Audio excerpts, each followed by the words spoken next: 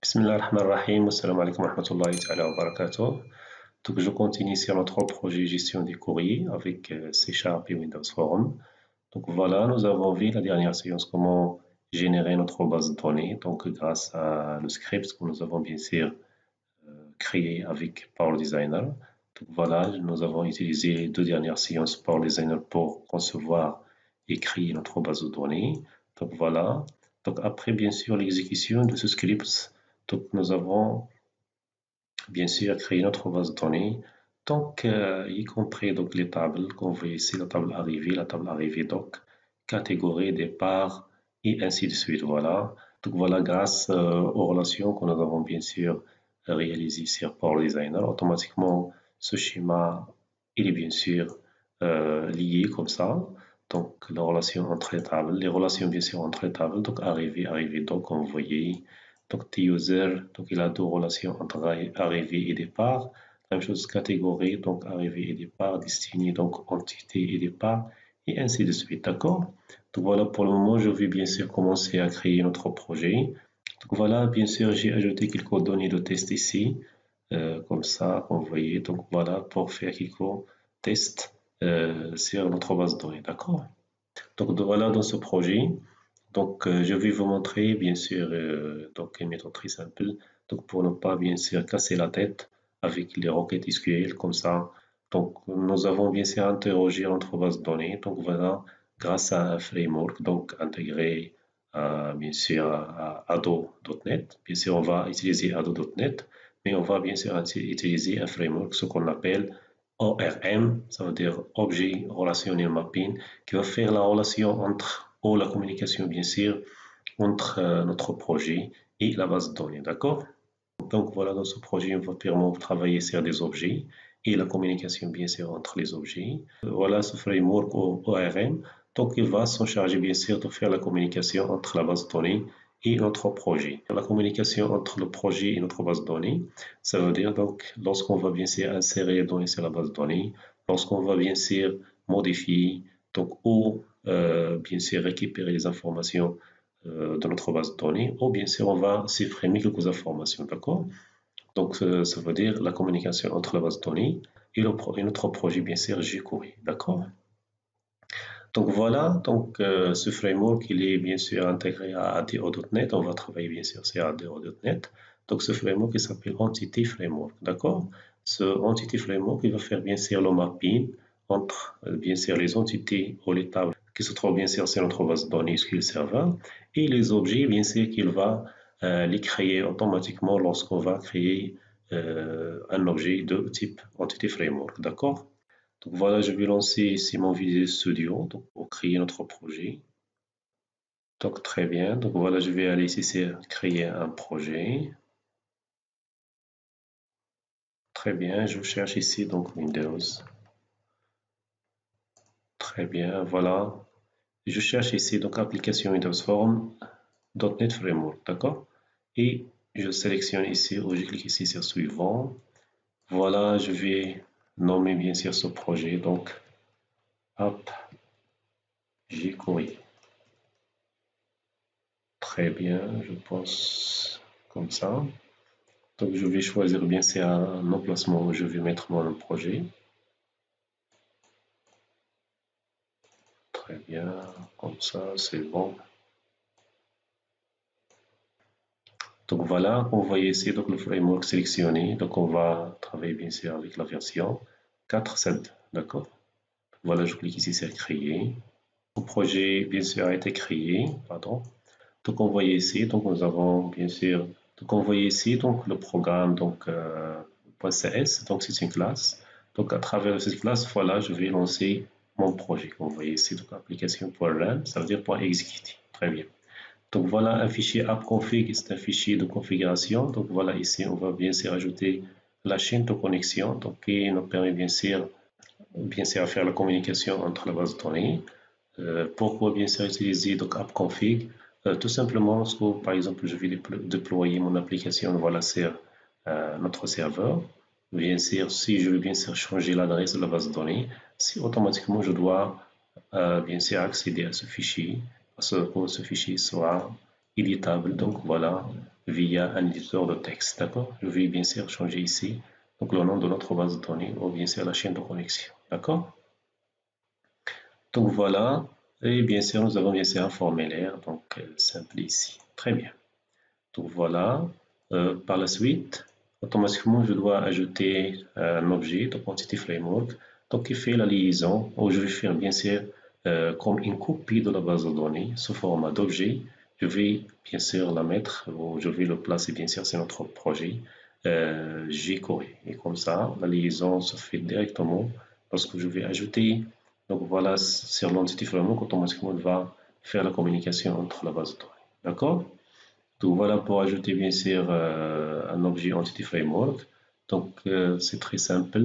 Donc par défaut, je pense par défaut il n'est pas installé. Donc voilà, je vais aller ici sur pardon, outils et voilà gestionnaire de package NuGet et je vais sélectionner gérer les packages NuGet pour notre solution. D'accord? Clique ici sur parcourir et voilà, je vais taper tout simplement Entity Framework comme ça. Entity Framework. Donc voilà. Donc on voit ici. Donc, très bien. Voilà, comme vous voyez ici, le Entity Framework il n'est pas installé sur notre projet. Automatiquement, je dois l'installer. Très bien. S'il est installé, donc c'est pas la peine, tout simplement, d'essayer de l'utiliser. Très bien. Donc voilà, je clique sur accepter. Donc, comme vous voyez, donc sur les références, bien sûr, elle va ajouter donc les classes nécessaires pour gérer notre base de données comme ça. Donc, comme vous voyez ici, donc system.data, Entity Framework, SQL Server, et ainsi de suite. D'accord? Donc voilà, après, donc pour organiser mon travail, donc voilà, je vais mettre bien sûr les modèles et notre donc objet ODMX ou Entity Framework. Donc voilà, avec l'extension ODMX, donc voilà, je peux les mettre bien sûr sur un répertoire ici. Donc voilà que je vais bien sûr le nommer ici modèle. Donc voilà, ça veut dire le modèle de la base de données. Donc il sera ici donc sur ce répertoire. Très bien, on se dossier. Donc voilà ici sur ce modèle. Donc voilà, je clique droit. Donc et voilà, ajouter. Donc nouvel élément. Très bien. Donc on voit ici sur données. Je clique ici sur données. Et qu'on voit ici, donc Ado.NET Entity Data Model. Voilà. Qu'on voit ici, c'est un élément de projet pour créer un Ado.NET Entity Data Model. Comme ça, très bien, je vais faire une copie de notre base de données. Donc voilà, je vais mettre ici donc G courrier modèle. Voilà, je clique ici, c'est ajouter. Donc voilà, comme vous voyez ici, donc nous avons plusieurs choix ici. Donc voilà pour le moment. Voilà, dans notre cas, bien sûr, nous avons une base de données. Et voilà, à travers cette base de données, je vais générer bien sûr ce modèle, voilà, Entity Framework. D'accord? Voilà, je sélectionne ici, suivant. Donc, comme vous voyez, donc voilà, je vais mettre ici de nouvelles connexions. Je dois me connecter bien sûr sur notre serveur bien sûr de la base de données. Donc voilà, maintenant je travaille bien sûr sur le serveur local. Automatiquement, je peux mettre ici point, donc anti/slash SQL Express. Donc voilà,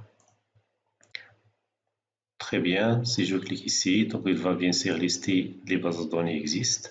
Et voilà, je sélectionne bien sûr DB jQuery. Donc voilà, parce que SQL Express, c'est le nom de l'instance installée sur mon PC. D'accord?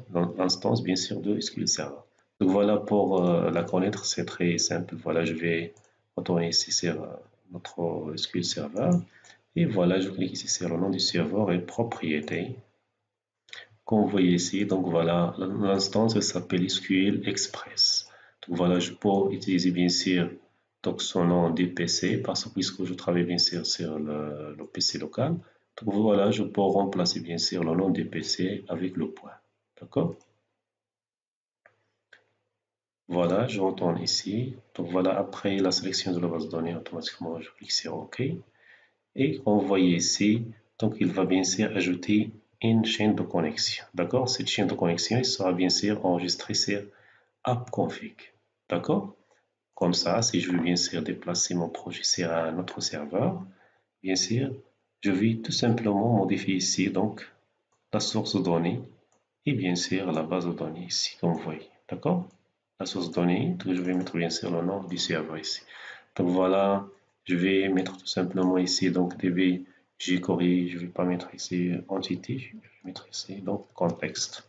Très bien, et voilà, je vais mettre suivant.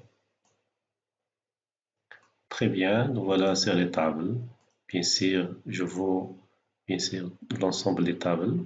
Je vais bien sûr récupérer l'ensemble des tables, comme ça je vais créer, je peux bien sûr les communiquer avec. Voilà, je sélectionne bien sûr l'ensemble des tables. Et voilà, je désélectionne ici système diagramme. Donc, c'est pas nécessaire parce que ça fait partie des tables de système. D'accord? Et je clique ici sur termine. Donc, il va prendre un peu de temps. Très bien. Donc, voilà, comme vous voyez. Donc, il a créé bien sûr le modèle de la base de données. Donc, sous format d'objet, donc ce qu'on appelle bien sûr les entités ici. Et voilà, bien sûr, comme vous voyez, donc il a maintenir bien sûr les relations entre les tables. D'accord? Donc, comme ça, je vais travailler sur ce modèle sans travailler directement sur la base de données. Donc voilà, sans utiliser bien sûr les requêtes SQL pour interroger notre base de données. Donc sur la base de bien sûr le serveur SQL Server. Donc voilà, je vais interroger ce modèle directement. Et voilà, et ce modèle automatiquement il va faire le mapping entre l'objet et le data, ça veut dire les données qui se trouvent bien sûr sur la base de données.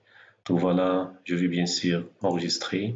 Il faut faire attention, après l'ajout de ce modèle ou après bien sûr la modification de ce modèle, automatiquement vous devez régénérer bien sûr votre projet, comme ça il va récupérer bien sûr les DLL actualisés. D'accord? Voilà, je clique ici sur générer et générer la solution. Donc vous voyez, voilà, elle est bien générée. Très bien. Donc un objet donc, a été créé qui s'appelle bien sûr jQuery Model avec l'extension ODMX, d'accord? Entity Framework comme ça. Donc comme vous voyez, donc il va bien sûr donc créer les modèles ou les classes pour l'ensemble des entités qui se trouvent bien sûr sur la base de données. Donc voilà la classe arrivée. Donc voilà avec l'ensemble des champs. Vous voyez ici, très bien. Et bien sûr, donc la table arrivée doc, donc catégorie, donc départ. Donc c'est une copie, bien sûr, de format objet, donc de notre table. D'accord? C'est la même chose ici, très bien, très bien. Donc voilà, comme vous voyez ici, donc nous avons bien sûr une copie ici des objets ou des entités. Et voilà, nous avons bien sûr une classe très importante, notre base de données contexte. D'accord? Donc voilà, si je vais accéder ici, donc voilà, donc on voit ici donc une classe qui s'appelle DB jQuery Context. Nous avons créé bien sûr nous avons bien sûr importé notre modèle. Donc comme vous voyez ici, donc il hérite d'une autre classe qui s'appelle DB Context. Donc voilà, grâce à cette classe DB Context, on va faire bien sûr la communication entre l'objet et la base de données. Et très bien, comme vous voyez ici, donc avec une chaîne de connexion qui s'appelle DB jQuery Context, automatiquement il doit être ici inscrit ici. Très bien. Donc voilà, donc on voit ici donc connexion string. Donc voilà, c'est le nom de la chaîne de connexion et voilà le contenu de la chaîne de connexion, il est là. Très bien comme ça. C'est une chaîne de connexion, donc voilà qui permet bien sûr de définir l'objet, pardon, de définir bien sûr la source de données. Ça veut dire le serveur SQL Server. D'accord? Très bien. Donc, vous voyez, donc après, vous trouverez bien sûr ce qu'on appelle ces collections, donc DB7, donc arrivée, DB7, arrivée doc, DB7 catégorie, et ainsi de suite. Voilà. Ce sont des listes qui représentent bien sûr les tableaux, ça veut dire les tableaux des objets. Donc voilà, tableau des objets arrivés, le tableau d'objets arrivés doc, un tableau, voilà, d'objets catégorie, une liste des objets, voilà, départ, liste des objets départ doc et ainsi de suite. Tout simplement, si on va bien sûr ajouter des données, donc voilà à notre base de données. Donc voilà, je ne vais pas interroger via les requêtes SQL. Automatiquement, je dois mettre donc voilà cet objet donc arrivé.add et je vais bien sûr ajouter l'objet. Voilà, catégorie.add, catégorie.delete ou remove, catégorie.update et ainsi de suite. Voilà, je vais utiliser donc voilà 6 objets donc pour interroger entre bases de données. D'accord? Très bien. Voilà, je vais faire bien sûr un test. Donc cette classe, automatiquement, je dois utiliser, pour le copier, automatiquement, je dois ajouter bien sûr data grid view. Comme ça, je vais lister les données à partir de notre base de données. Voilà. Très bien. Et voilà, je pourrais ajouter bien sûr un bouton. Comme ça. Donc, lorsque je vais cliquer bien sûr sur ce bouton, automatiquement, je dois charger donc, les informations ici sur cette liste. Très bien. Voilà. Donc, Data Grid View, il s'appelle Data Grid View. Je vais la laisser. Donc, le bouton, donc, il s'appelle bien sûr. Donc, je vais laisser ce bouton ici pour le texte. Je peux mettre ici. Donc, lister. Voilà. Arrive. Double-clic. Voilà, donc, voilà, je vais accéder ici sur le code. Et tout simplement, je peux mettre, donc, déclarer bien sûr la classe, le contexte, bien sûr le DB contexte qui permet de communiquer bien sûr avec le serveur et ce qui est serveur. Voilà, grâce au Entity Framework. Voilà. Donc, voilà, je vais mettre ici donc DB. Donc voilà, une variable DB est égale à new DB. Pardon. Comme ça. Très bien. Donc par défaut, il n'est pas reconnu. Voilà, dans ce package, automatiquement, je dois importer le package, voilà, qu'on voit ici. Donc, il se trouve ici sur modèle. Très bien. Voilà. Donc, vous voyez, par exemple, si je veux bien sûr récupérer la liste, soit des catégories ou des entités, et je vais bien sûr pour l'afficher, bien sûr, data grid view, tout simplement, data grid view. Voilà, comme ça. Point, pardon, data source, je vais bien sûr affecter la source de données, donc via donc db. Comme vous voyez ici, donc nous avons ici l'ensemble des tables arrivées donc catégorie. Donc ici sur le projet seront bien sûr représentés avec des classes et voilà sur la base de données seront bien sûr représentés avec des tables. Très bien. Donc, voilà ce que je fais bien sûr db. Pardon, et tout simplement si je vais afficher bien ces catégories, je vais mettre ici tout simplement catégorie. Très bien. Voilà point to list. Voilà, tout simplement comme ça. Je vais récupérer la liste des catégories. Très bien. Voilà, si je vais bien c'est exécuter. Voilà, si je clique ici. Très bien. Donc voilà, vous voyez, donc il a récupéré automatiquement.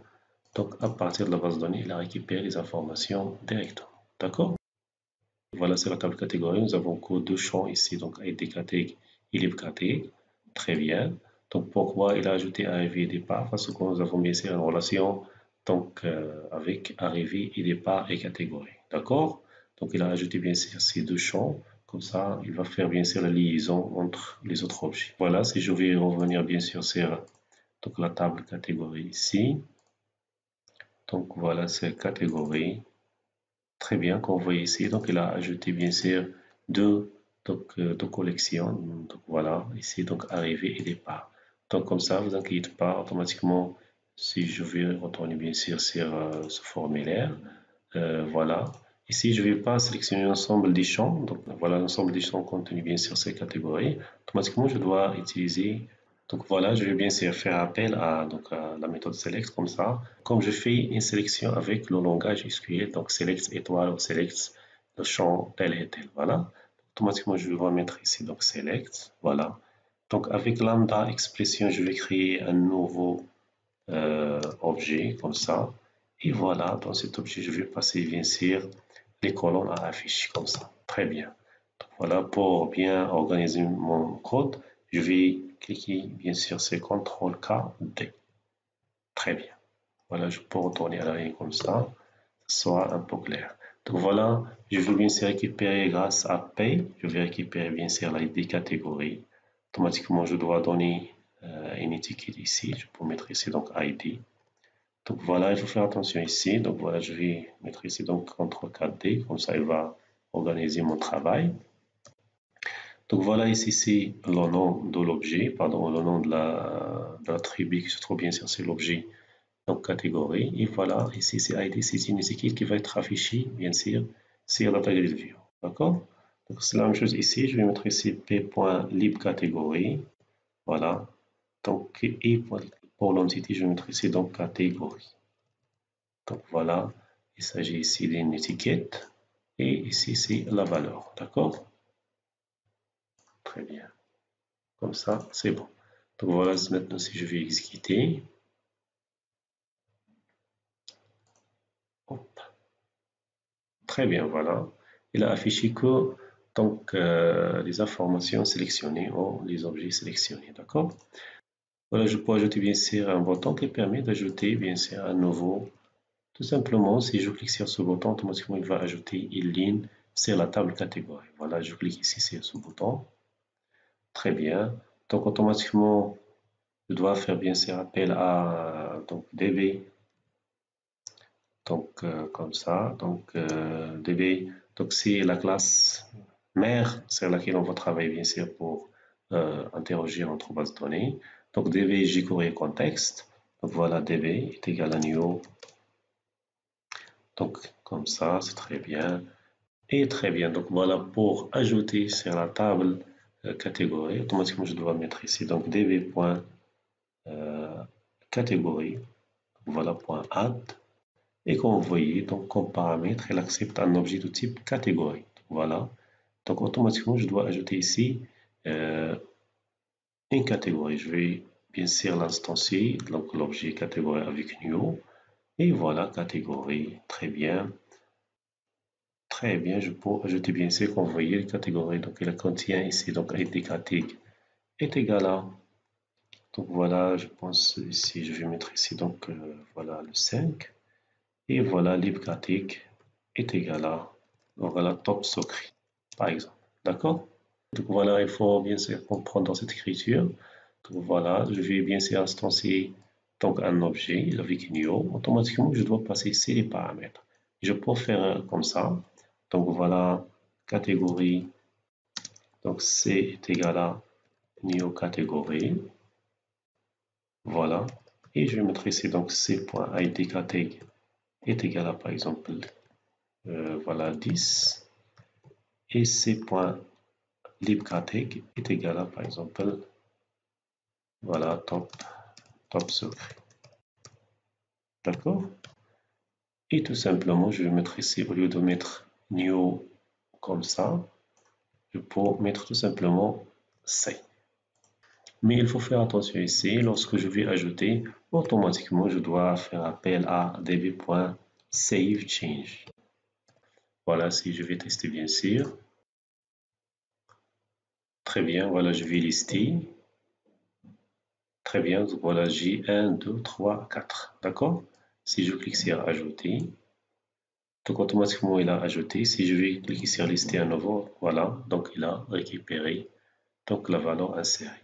Voilà, si je ferme bien serré, j'exécute à nouveau. Automatiquement, je clique ici sur lister. Très bien, donc voilà, il est bien sûr enregistré sur notre base de données. D'accord? Donc voilà, je peux ajouter bien sûr ici sur ce formulaire. Donc, voilà, je peux par exemple ajouter ici donc un bouton modifier. Donc voilà, je vais ajouter ici un autre bouton. Voilà, je vais mettre ici donc voilà, update ou modifier pour le nom et pour le texte. Voilà, je vais mettre ici donc modifier. Très bien. Donc la même chose ici, donc je vais mettre ici donc ajouter. Très bien. D'accord. Voilà, je vais ajouter un nouveau. Donc comme ça. Donc je vais mettre ici donc supprimer comme ça. Donc delete ou supprimer. Donc très bien. Et voilà, pour le texte, je vais mettre ici donc supprimer. Très bien. Voilà, c'est modifié. Automatiquement, je vais accéder ici. Donc voilà, si je vais bien sûr modifier donc, un objet, automatiquement, je dois récupérer bien sûr cet objet. Toujours pour interroger la base de données, je dois passer par l'objet DB, donc contexte. Donc voilà, DB, donc jQuery contexte. Donc voilà, DB est égal à new. Comme ça, c'est très bien. Voilà, par exemple, je vais bien sûr récupérer donc la catégorie d'ID 1. Automatiquement, je dois mettre ici donc voilà, catégorie est égal à, voilà, pardon, catégorie C. Donc db.catégorie, voilà, point. Donc automatiquement, je dois mettre ici, donc voilà, pour bien sûr récupérer ou pour chercher une catégorie, automatiquement, je dois mettre ici, donc false sur le default, donc voilà. Et tout simplement, je vais bien sûr ajouter ici, donc lambda expression, comme ça, je vais faire bien sûr un filtre. Donc voilà, je vais mettre ici, donc x, donc lambda expression de x, voilà, x point, pardon, donc c'est l'ID catégorie, par exemple, est égal à 1. Donc voilà, donc C, automatiquement, il va récupérer ici, donc catégorie numéro 1. Maintenant, je vais mettre ici, donc C.libre catégorie, comme ça, est égal à, donc bla bla bla bla bla, comme ça. D'accord? Donc voilà, après bien sûr la modification de cet objet, automatiquement, je dois mettre ici, donc db, donc point save change. D'accord? Voilà, je vais modifier bien sûr les informations de l'objet récupéré et je vais bien sûr mettre ici donc db.savechange comme ça, donc il va bien sûr modifier les données, d'accord? Voilà, je vais exécuter pour tester. Donc voilà, je liste. Très bien, je vais cliquer sur modifier. Ici, je vais lister un nouveau. Automatiquement, vous voyez, donc c'est donc la première catégorie a été changée, d'accord? Donc voilà pour la suppression, bien sûr. C'est la même chose. Voilà, c'est le bouton supprimer. Très bien. Bien sûr, db jQuery, donc db. Pardon, est égal à new. Donc db contexte. Très bien. Et voilà. Donc bien sûr, pour supprimer, automatiquement, je dois récupérer bien sûr l'objet et après je vais supprimer. D'accord? Automatiquement, je dois récupérer par catégorie, par exemple, C est égal à db.catégorie. Voilà. Donc, first sur default, comme ça, il va bien sûr faire une recherche. Puisque nous avons sur la table catégorie l'ID comme une clé primaire, automatiquement, je dois récupérer une seule occurrence si je vais chercher bien sûr avec l'ID. Donc voilà, je vais utiliser lambda expression. Donc voilà, x.1 ID catégorie, par exemple, est égal à 1. Pardon, c'est double égal ici. Très bien. Et je vais faire par exemple ici, donc voilà, db. Donc catégorie. Je vais accéder bien sûr à la liste catégorie. Remove, comme vous voyez ici, et je vais passer ici C. Donc, automatiquement, je dois, pour bien sûr committer ces changements, bien sauvegarder, c'est la base de données, automatiquement, je dois mettre ici, donc db.savechange. Très bien, comme on voit. Très bien, voilà, je liste. Automatiquement, c'est 10, voilà, donc la catégorie 10, je vais cliquer ici sur supprimer. Si je veux lister un nouveau, voilà, donc la catégorie ici disparaît, d'accord? Merci, à bientôt et à la prochaine séance.